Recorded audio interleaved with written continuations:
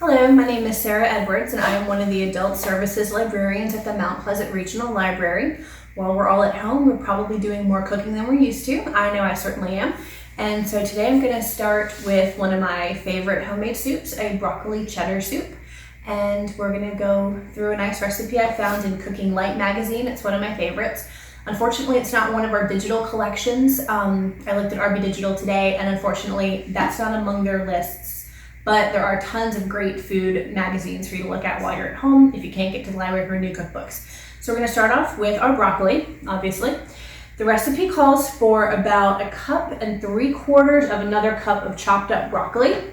So I've got hopefully about that much, but we'll see what we end up with. And you can use the broccoli stalks if you like. I don't particularly care for them, but if the soup is going to be pureed to a much thicker consistency, you could do that because it helps it have a bit more body to it. So I'm going to cut some of the stalks to keep for extra nutrition, but you're going to just chop your vegetables nicely into some bite-sized pieces. It helps it cook a little bit faster and leaves you some nice florets to float around in your soup.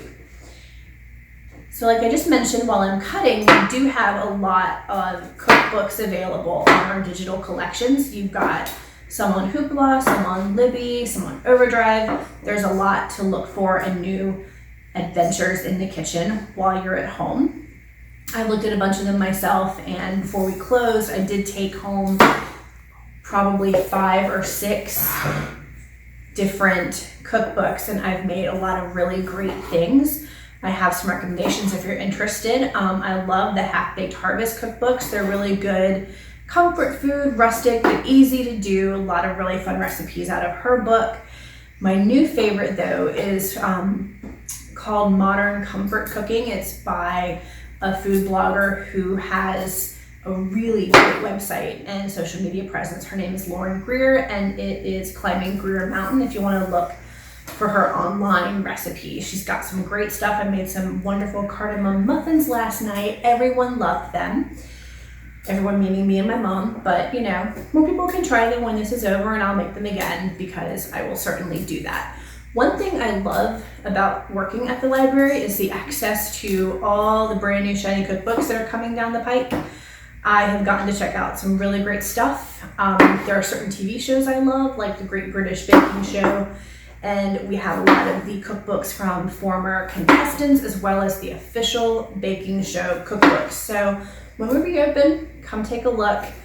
You'll find some really great stuff. So here are the broccoli florets. I'm not bothering to measure, honestly, when it comes to cooking soup, especially.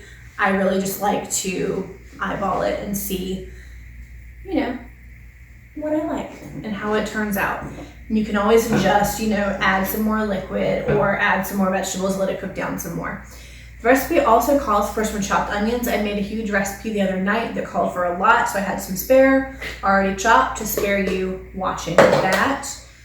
And by watching that, I mean watching me cry, because it happens. The glasses do not help. Next, we have our carrots, and the recipe calls for about a half a cup of chopped up carrot. I really like carrot a lot. Of course, it didn't help the eyesight, but oh well, it's still a very good thing to cook with. I love it. And then just peeling it quickly. The skins you really can eat now if you wash them really, really well, but I never quite trust that I have washed my produce well enough. It's always a little nerve-wracking. Is it clean enough? So we're gonna take off the peels. I love a good wide peeler. I feel like it's a little easier to get through everything faster. And there are all of our peels for 1 carrot. And the other guy here too. When it comes to your carrot for this, you could reserve a few pieces and like maybe use a julienne peeler on them to have a nice topping at the end. I'm not going to do that because it would mean getting up and getting it out of the drawer, but regular peeling is fine. And clean those off. Always have to have a nice little trash bowl nearby And one thing too you can use the scraps for is making your own vegetable broth or making your own chicken broth. That's one thing I wanted to do that I haven't done yet. I find it really helpful to have on hand because you can't always get to the store like we all know right now. So having a freezer full of things like basic stock, sauces, soup that you can freeze well. This wouldn't freeze terribly well because it has dairy in it, but some others certainly would freeze very well for you.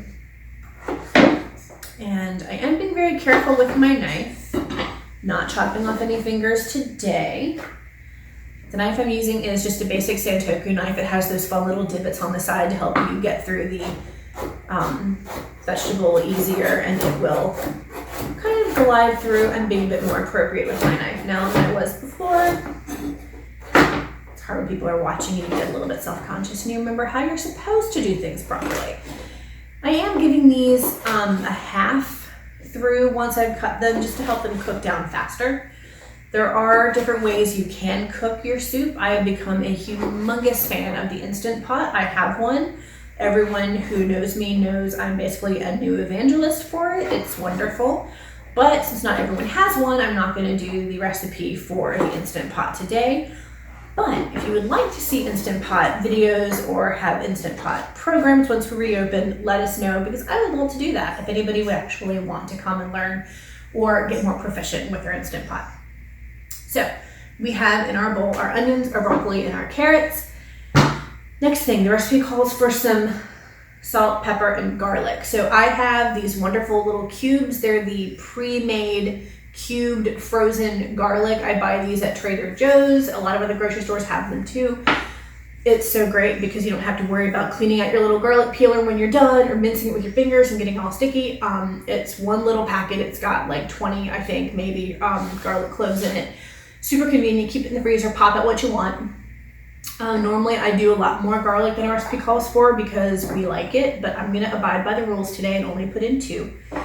And then it needs 3/8 of a teaspoon of salt because this is a cooking light recipe, so we're gonna be a little bit restrained with our salt. So there's our 3/8 of a tablespoon. And then you need a 1/4 teaspoon of black pepper. And again, with most cooking recipes, these are guidelines. If as you're cooking it and you taste it and realize, you know what, it needs more salt, go ahead and add more. If you want more onion, add more. If you want more broccoli, add more. If you want to throw in other vegetables, why not? As long as it goes well with cheddar cheese, which is what we're going to put in once the soup is cooked. So now we're in the kitchen and we're going to add our chopped up vegetables and our salt and pepper and our garlic to a pan. I chose to use my trusty Dutch oven. Made of cast iron, it's enamel, so it's got plenty of heat conduction to heat your soup evenly. Then you're going to add your chicken stock. If you want, you can use vegetable stock. I happen to have chicken. And this is between 3 and 4 cups. I like to start with a little bit more just to make sure there's enough and then configure it as needed. So once you've added that, you're going to bring your pot to a boil and wait and watch pot never boil. So we're not going to watch it. Okay, so once our soup got to boiling, you're meant to reduce the heat and then let the vegetables simmer. Let them cook at a lower temperature for about 10 minutes till they start to get tender, and these are feeling pretty nice. At this point now you have several different options. If you've cooked it like I have in a pot, you then need to puree it. You have different options for that. You can use an immersion blender, which is what I'm going to do because I tend to get clumsy and spill things, so transferring soup that is boiling hot to a blender and then blending it and then returning it to a pot, not my idea of a good time. So I have one of these handy things. So what you'll do if you're using an immersion blender is insert it and then start blitzing your soup. Alternatively, you can also cook your soup in one of those really wonderful new blenders that work at super high speeds. If you have one of those, you can use that for this pretty much entire process. But I use the immersion blender, and to me, it's a good thinnish texture. I like that, nice and easy. So once that's finished, you're going to reduce your heat even more, and then you're going to add some dairy because you don't want to do that, during the beginning of the cooking process. So what I did was the recipe called for 3/4 of a cup of half and half. I didn't have that much to spare, so I looked up what are some substitutions for that, and there are several, in fact. So I happen to have whole milk, like I said earlier, so I used most of a cup of whole milk, and then I added some tablespoons of melted butter. That was one of the suggested substitutions. I'm gonna add that into the pan, let that come up a little bit to warm, and incorporate it. That'll give us that nice creamy texture that we like. If you want other suggestions, you can also mix the half and half with whipping cream if you happen to have that, with heavy cream, whipping cream. You can do other kinds of milk. Again, if you don't want to use regular dairy, you can use any other preferred milk that you have. So you're gonna let that heat up, incorporate a little bit. The color will change, it'll get nice and light, a bit more of a pleasant color green. And then you're gonna take 2 ounces of cheddar cheese. If you prefer a different kind of cheese or you want to use a cheese substitute, feel free to do that. Just know your melting quality might differ depending on what you choose. This is also a thicker cut cheddar. It's what we happen to have in the fridge, so I'm going to let that cook in a little bit longer because it's a thicker cut. One thing you can do is buy the regular blocks of cheese and grate them yourself. Those tend to melt a little bit better because they don't have additives. But again, we're working with what we have if we can't run out to the store whenever we want. So we're gonna let this incorporate a little bit more. And then once we're done, we'll have some nice homemade bread with it. Thanks for watching.